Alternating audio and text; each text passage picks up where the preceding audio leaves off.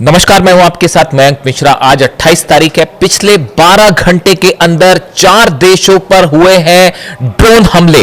कौन कौन से हैं ये देश और ये हमले किसने किए, देखिए इसको लेकर बड़ी खबरें हैं। इजराइल में हमले हुए हैं, सऊदी अरेबिया में, जॉर्डन में, इराक में। इन चारों देशों पर ड्रोन स्ट्राइक्स की खबरें हैं। क्या ये हमले ईरान के हैं? क्या ईरान ने ये स्ट्राइक्स की है?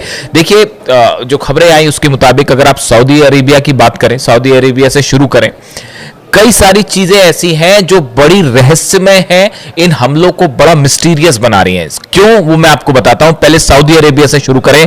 Saudi Arabia's defence ministry said it shot down drones aimed at petroleum targets, some in eastern province and other in capital Riyadh. यानी रियाद समेत पूर्वी हिस्से में सऊदी के ड्रोन स्ट्राइक्स की गई हैं। सऊदी का दावा है ड्रोन गिरा दिए गए, लेकिन कुछ लोगों का यह भी दावा है कि यहां धमाकों की आवाजें सुनाई दी हैं। यह सब कब हो रहा है? जब हूती और सऊदी के बीच में लगातार जंग वाले हालात बने हुए हैं।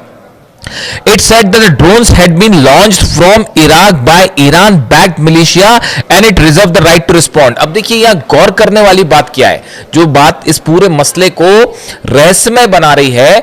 सऊदी ये कह रहा है कि हमले यमन से नहीं हुए। जो ड्रोन आए सऊदी में रियाद के ऊपर और ईस्टर्न प्रोविंस में जो हमले हुए हैं ड्रोन से, बीती रात की ये बात है, ये हमले जो है सऊदी का कहना है कि ये इराक से किए गए हैं और ईरान का जो समर्थन करने वाले ग्रुप है उन्होंने ये हमले किए हैं सऊदी पे। अब ये इस मामले को बड़ा एक नया टर्न दे रहा है। देखिए हूती तो लगातार हमला कर ही रहे हैं। हूती के हमलों में तो जो इमेजेस हैं वो है कि अरामको जो ऑयल रिफाइनरी है उसमें ऐसी आग लगी है कि वो नासा की तरफ से भी जो एक इमेज जारी की गई, बताया जा रहा है ऐसा कि वो पूरे इलाके में जो है धुआं है और वो आग अब तक नहीं बुझी है। 48 घंटे से ज्यादा हो गया ये हमला हुए। Satellite imagery circling on social media appeared to show damage caused to Saudi's Aramco oil processing facility in the country's east. Separate footage showed a large plume of smoke rising from the facility following the attack. पूरे इलाके में धुएं का गुबार देखा जा रहा है और सैटेलाइट से वो इमेजेस दिखाई दे रही हैं। यानी सऊदी को अरामको जो ऑयल फैसिलिटी थी ये अगबे इलाके में, यहां पर जो है बड़ा नुकसान हुआ है। Separately Houthis allies, Iran's ally Houthi in Yemen said they have targeted transit sites carrying oil west to Saudi Arabia's main Red Sea oil port of Yanbu। इन्होंने कहा है कि जो जहाज यानबू जा रहे हैं सऊदी के, उसको भी, उनको पे भी हमले किए गए। देखिए 3 हमलों की खबरें तो कंफर्म थी कि 3 जहाज सऊदी के इसको हूतीस की तरफ से टारगेट किया गया, इस तरह की खबरें। अब इनका फिर से दावा आया है कि जो यानबू पोर्ट है सऊदी का, इसके पास और जहाजों को निशाना बनाया गया है। और in retaliation for what it said were Saudi drone incursion in Yemeni air space, जो यमन के एयर स्पेस में सऊदी के ड्रोन्स भेजे गए, उसका जवाब देते हुए यानबू के आसपास जो है वो हमले किए हैं हूती ने। ये हूती का दावा है। अब देखिए हालात ये है कि सऊदी के ऊपर ड्रोन गिर रहे हैं, सऊदी के ऊपर हमले हो रहे हैं लगातार, सऊदी ड्रोन अटैक कर रहा है यमन में, इस तरह की खबरें। लेकिन इसके बीच में जो गौर करने वाली बात मैं रिपीट कर रहा हूं कि सऊदी कह रहा है सब इराक से हमले हो गए।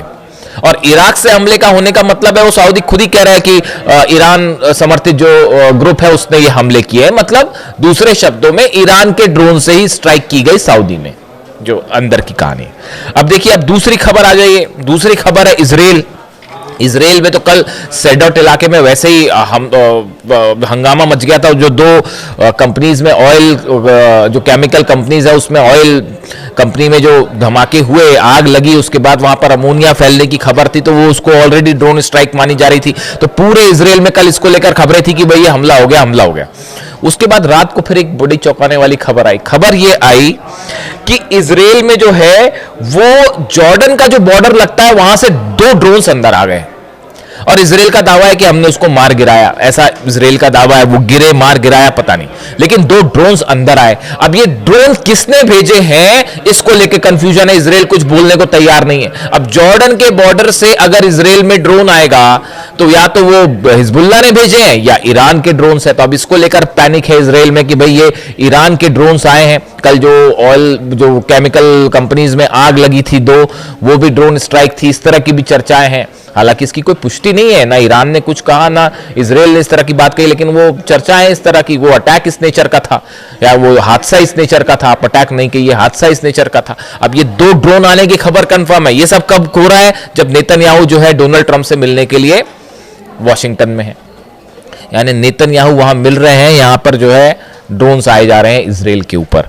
अब आप बात कर लीजिए जॉर्डन की। जॉर्डन में भी खबरें हैं कि 2 ड्रोन से स्ट्राइक की गई है। ये जॉर्डन का दावा है। अब जॉर्डन में कौन स्ट्राइक करेगा आप खुद ही समझ लीजिए। दोनों ईरानी ड्रोन्स बताए जा रहे हैं कि ईरान के जो ड्रोन्स थे इससे हमले हुए हैं जॉर्डन पे, ऐसा जॉर्डन का कहना है। और 2 ड्रोन्स जो है वो टेरिटरी में अंदर आए, धमाके हुए नहीं हुए पता चलेगा, खबरें सामने आएंगी।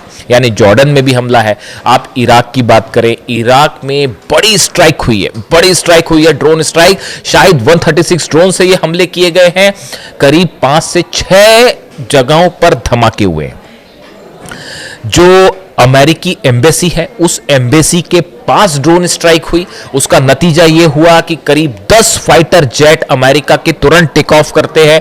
ये अंदेशा था, ऐसा लग रहा था कि अमेरिका फोर्सेस को कि ये बड़ी स्ट्राइक हो गई है और मिसाइल हमले भी हो सकते हैं, और अगर एम्बेसी पे मिसाइल गिर गई, सैनिकों की और कैजुअलिटी हो जाएगी, अधिकारों की कैजुअलिटी हो गई तो और जो है बदनामी हो जाएगी। वैसे ही जॉर्डन में कितने मरे हैं अभी तक पता नहीं चल पा रहा है। जॉर्डन में कितनी कैजुअलिटी हो पता नहीं चल पा रही है, कुछ बोलने को तैयार नहीं है। ईरान ने दावा कर दिया 200 सैनिकों को हमने मार दिया है, तो वो एक अलग कहानी खड़ी हुई है। दूसरी तरफ वो जहाज जो जले हैं वो नंबर्स मैं आपको बता चुका हूं, 20 से ऊपर जहाज है जो डैमेज है।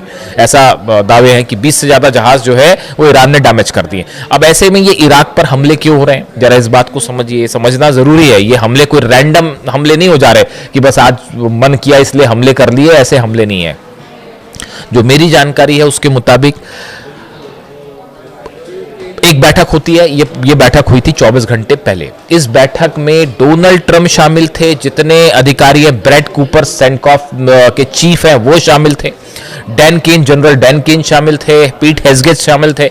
इसमें इस बैठक में बताया जाता है कि ब्रेड कूपर की तरफ से डोनाल्ड ट्रंप को यह ब्रीफ किया गया सेंटकॉम चीफ की तरफ से कि भाई हमने जितनी स्ट्राइक्स करनी थी ईरान पर वो कर ली।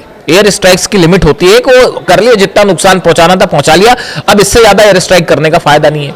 तो फिर बोला जाए कि अब क्या किया जाए, तो बोले ग्राउंड ऑपरेशन एकमात्र तरीका है कि ग्राउंड ऑपरेशन किया जाए। ईरान उसके लिए तैयार बैठा है। ईरान कह रहा है यूर वेलकम, कदम रख के देखिए हमारी जमीन पर, उसके बाद हम बताते हैं क्या होगा। वो ईरान की सेना तो 8-9 लाख सैनिक तो तैयार है ही है, वो 9 करोड़ जनता भी तैयार है।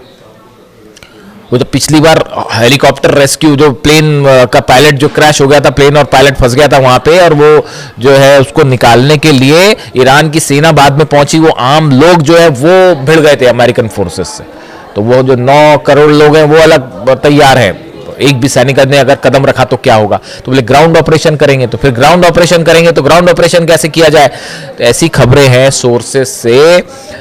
रशिया की केजीबी ने यह अलर्ट दिया ईरान को कि जो इराक बॉर्डर है उसको लेकर अलर्ट रही है, यहां से किसी तरह का ग्राउंड ऑपरेशन होने की खबरें हैं कि अगर अमेरिका यहां से ग्राउंड ऑपरेशन करके अंदर घुसने की कोशिश कर सकती है अमेरिकन फोर्सेस, या कुर्द लड़ाकों की मदद से यह ऑपरेशन हो सकता है।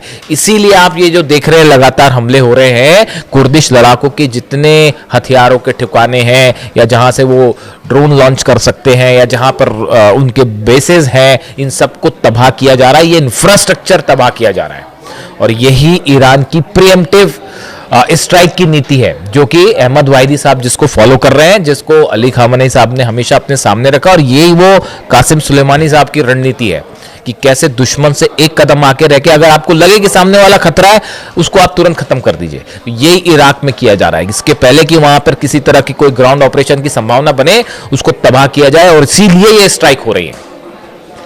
और यूएई की एक कंपनी पर भी जो हमला हुआ, यूएई की कंपनी जो कि किरकुक में जो हमला हुआ, यूएई की ऑयल रिफाइनरी, उसके ऊपर ड्रोन स्ट्राइक की गई। तो आप देखिए खेल, मिडिल ईस्ट का खेल समझिए आप कैसे खेल चल रहा है कि सीधी लड़ाई नहीं हो रही, ईरान और अमेरिका में बड़े सीधे हमले नहीं हो रहे, लेकिन हमले ऑयल कंपनीज, ऑयल बाब अल मंदेब बंद है, सऊदी की ऑयल रिफाइनरीज जल रही हैं, उधर पे रूस वाला मैटर अलग है, रूस की ऑयल रिफाइनरी अलग जल रही है, वो यूक्रेन हमले कर रहा है, ईरान को लेके पुतिन और ट्रंप आमने सामने है, वो एक अलग बात है। इराक में देखिए, इराक में जो यूएई की ऑयल कंपनीज है उस पर हमले हो रहे हैं, यमन में हमले हो रहे हैं, इसराइल पर जो है वो 2 ड्रोन अंदर आ गए और वो केमिकल फैक्ट्री में आग जो लगी है वो अभी भी संदेहास्पद है, तो उसको लेकर वो अलग खबर है। जॉर्डन पे हमले हैं और नई वार्निंग आ गई है ईरान की तरफ से। ईरान ये कह रहा है पिछले 48 घंटे के अंदर, देखिए जो पीटरसन वॉरशिप है अमेरिका का जो कि अरब सागर में था, ये हॉर्मुज के थोड़ा करीब आया है और इसने जो है जितने जहाज ईरान के जो जहाज हॉर्मुज से आना जाना कर रहे हैं उनको रोकने की कोशिश कर रही है अमेरिका की नेवी। ये कब हुआ? ये जब हमले जारी थे उस बीच में नहीं हुआ। अगर हमले जारी होने के बीच में होता तो अबू महदी दाग दी जाती और ये जहाजों की हो गए होती ऐसी की तैसी। तो वो उस समय ये सब नहीं हुआ, उस समय तो पीछे खींच लिए थे जहाज, 1000 किलोमीटर के डिस्टेंस पे आ गए थे, वो हॉर्मुज के करीब पहुंच रहे थे, वो अरब सागर तक आ गए थे क्योंकि अबू महदी की रेंज में थे 1000 किलोमीटर की। फिर ये हुआ कि जब ये हमले बंद हुए तब ये यूएसएस पीटरसन जो है ये एक्टिवेट हुआ और कुछ जहाज अब ये ईरान के जहाजों को रोकने की कोशिश कर रहे हैं, जो तेल के जहाज ईरान जा रहे हैं या आ रहे हैं। उसको लेकर ईरान की तरफ से वार्निंग आ गई है कि अगर ये जो तमाशा आपका चल रहा है ये चलता रहा, हमारे जहाजों को रोकने की कोशिश हुई तो फिर आपका एक भी जहाज नहीं बचेगा और सीधी स्ट्राइक होगी। तो हॉर्मुज को लेकर तनाव बढ़ गया है, बाबल मंदे बंद है ही।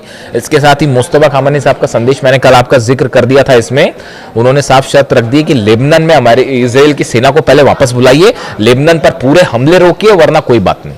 अब ये बीच में जो बातचीत की खिचड़ी पकड़ी है अलग चल रही है, पाकिस्तान भी इन्वॉल्व है, कतर भी इन्वॉल्व है, ओमान भी इन्वॉल्व है, इजिप्ट भी इन्वॉल्व है, वो सब अधिकारी मिलकर आपस में बात कर रहे हैं, वो अनऑफिशियल टॉक्स है। ईरान ने साफ कह दिया कोई हमारी ऑफिशियल टॉक नहीं हो रही। अब क्या चर्चा होगी, क्या यूरेनियम और क्या न्यूक्लियर इंस्पेक्शन इन हालात में?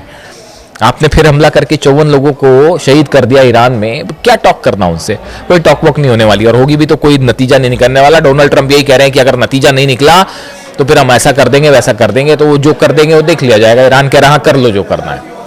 तो इस हालात में नेतन्याहू और ट्रंप की मुलाकात पर नजर है, वहां क्या निकल के आता है आपको बताएंगे। फिलहाल हालात ये है कि 4 देशों पे सस्पिशियस ड्रोन स्ट्राइक्स 12 घंटे के अंदर और मिडिल ईस्ट अभी भी तूफान के पहले की शांति। Thank you so much.